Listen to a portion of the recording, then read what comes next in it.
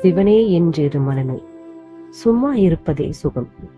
நாம் ஒரு பொருளை அல்லது ஒரு நபரை என்னுடையது என்று சொல்லும்போது உண்மையில் நாம் ஒரு மனரீதியான ஒப்பந்தத்தை உருவாக்கிக் கொள்கிறோம். ஆனால் இயற்கை அத்தகைய எந்த ஒப்பந்தத்தையும் அங்கீகரிப்பதில்லை.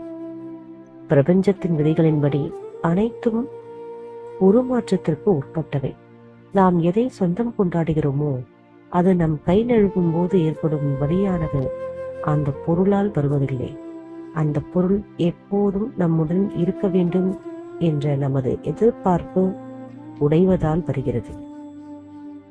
நம் உடல் கூட நமக்கு சொந்தமானதல்ல.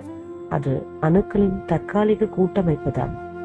காலம் செல்ல செல்ல அது சிதையும், முதுமையடையும், இறுதியில் மண்ணுக்கே திரும்பும். இதை உணரும் போது உடலின் மீதான அதீத பற்றும் அது சார்ந்த கவலைகளும் குறைய தொடங்கும்.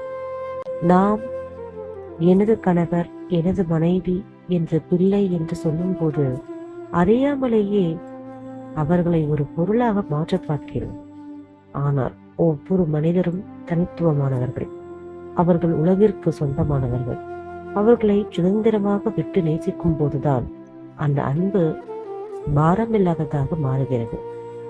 சட்டபூர்வமாக ஒரு நிலமோ அல்லது பணமோ நம்மிடம் இருக்கலாம். ஆனால் இயற்கையின் பார்வையில் நாம் அனைவரும் இங்கே வெறும் பார்வையாளர்கள் மட்டுமே.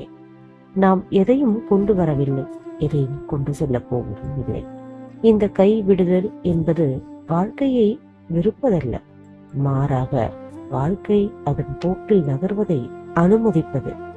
ஒரு நதி ஓடுவதைப் போல நாமும் பற்றின்றி நகரும் போது வாழ்க்கை இன்னும் அழகானதாக தெரியும். ஜெய ஜெய சங்கர, ஹர ஹர சங்கர.